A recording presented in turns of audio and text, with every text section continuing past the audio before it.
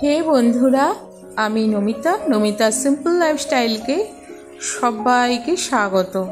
আশা করি সবাই ভালো আছো। আজ কিছু কুসংস্কার নিয়ে বলার জন্য এলাম তোমাদের সামনে। যদি ভিডিওটা ভালো লাগে অবশ্যই শেয়ার করে দিও, সাথে থেকো, ভালোবাসা দিতে থেকো। চলে যাই যে কথাগুলো বলতে এসেছি সেই ব্যাপারে। কুসংস্কার, যুগ যুগ ধরে কুসংস্কার প্রচলিত থাকলেও এগুলোর আসলে কোনো বৈজ্ঞানিক ভিত্তি নেই। তারপরও কিছু মানুষ অন্ধভাবে বিশ্বাস করে এই কুসংস্কারগুলো। কিন্তু এই কুসংস্কারগুলোর প্রচলন হলো কিভাবে? বিশ্বজুড়ে প্রচলিত এমনই কয়েকটি কুসংস্কারের পেছনের ইতিহাস নিয়ে এবারের আয়োজন। কালো বিড়াল অশুভ। শুধু আমাদের দেশেই নয়, বিশ্বজুড়ে অনেক মানুষই কালো বিড়ালকে অশুভ মনে করেন, দুর্ভাগ্যের প্রতীক মনে করেন। প্রচলিত যত কুসংস্কার রয়েছে তার মধ্যে সবচেয়ে বেশি জনপ্রিয় এই কালো বিড়ালকে অশুভ মনে করা হয়।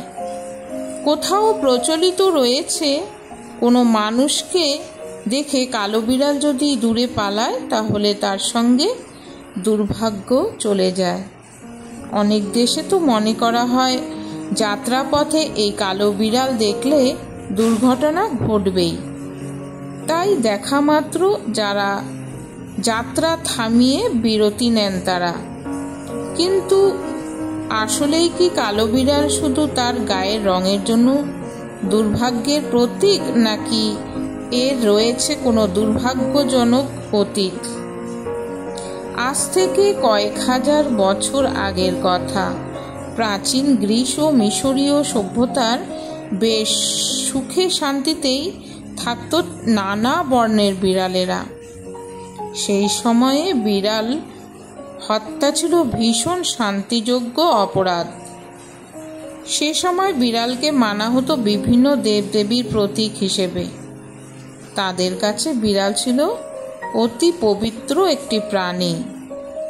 দ্বাদশ শতকে এসে বিড়াল নিয়ে কুসংস্কার শুরু হয়, আর এর সূচনা করেন পোপ নবম গ্রেগরি।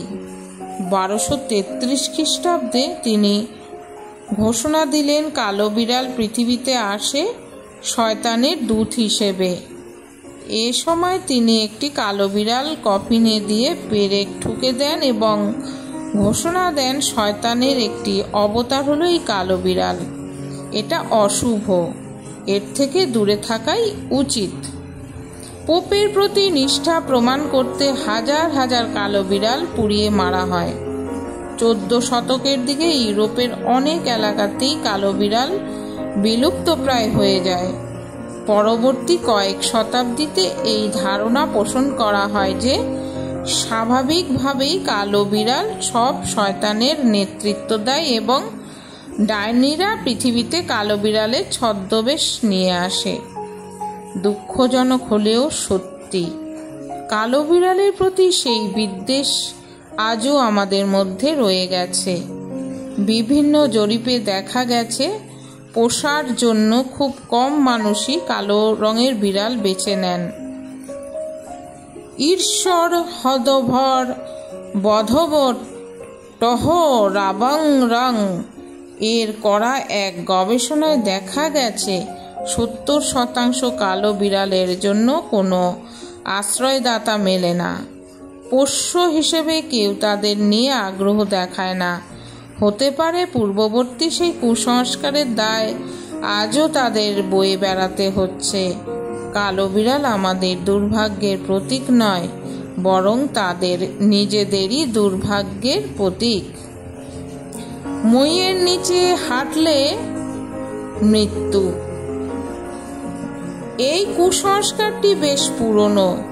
বলা হয়ে থাকে মইয়ের নিচ দিয়ে হাঁটলে দুর্ভাগ্য আসবে, সঙ্গে সঙ্গে এবং এই দুর্ভাগ্য বয়ে বেড়াবে আজীবন।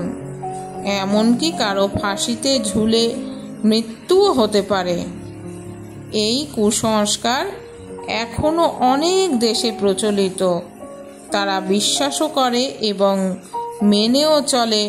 মইয়ের নিচ দিয়ে না গিয়ে তারা দূর দিয়ে চলে যায়। প্রাচীন মিশরে আজ থেকে 5000 বছর আগে কুসংস্কারের প্রচলন শুরু হয়। সে সময় মিশরীয়রা মনে করত ত্রিভুজ হচ্ছে পবিত্র, তাই ত্রিভুজাকৃতির যে কোনো জিনিসই ছিল তাদের কাছে সম্মানের ও পবিত্রতার মূর্ত প্রতীক। মনে করা হতো যে কোনো ত্রিভুজ প্রতিনিধিত্ব করে দেবতাদের, তাই ত্রিভুজ অতিক্রম করা মানে তাদের অপবিত্র করা ও দেবতাদের অসম্মান করা। খ্রিস্টানরা ত্রিত্ববাদে বিশ্বাস করে। এটা তাদের বহুল আলোচিত ধর্মবিশ্বাস।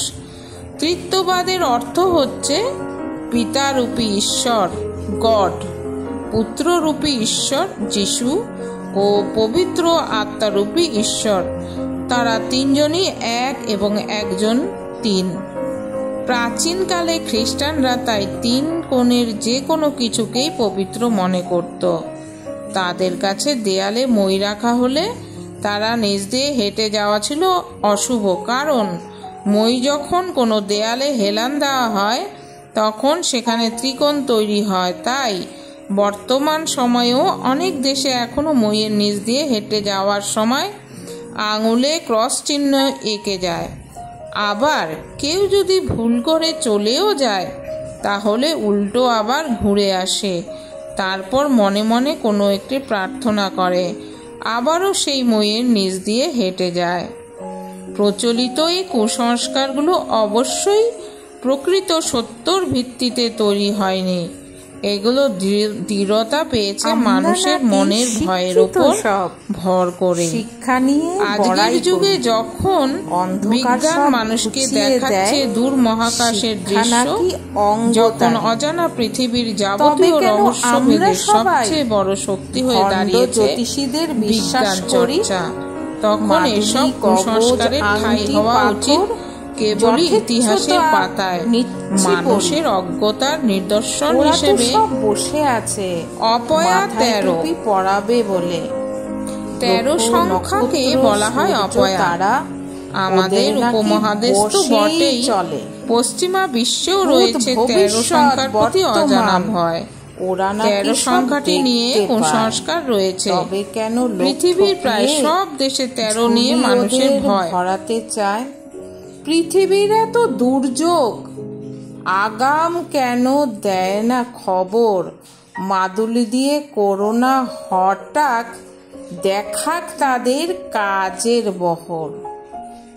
আমরা অন্ধ, দু চোখ বন্ধ, ওদের কথায় উঠি বসি। ভগবানের পরের দরজাটা ওদের জন্য খোলা রাখি। আমরা যদি কুসংস্কারকে এমনিভাবে আঁকড়ে ধরি, সমাজটাকে সুস্থ রাখার অঙ্গীকার আজ কেমনে করি? গর্জে উঠুক কণ্ঠ মোদের সব কুসংস্কারের বিরুদ্ধে আজ। তাহলে দাও সব অন্ধকার আলোর শিখা করুক রাজ।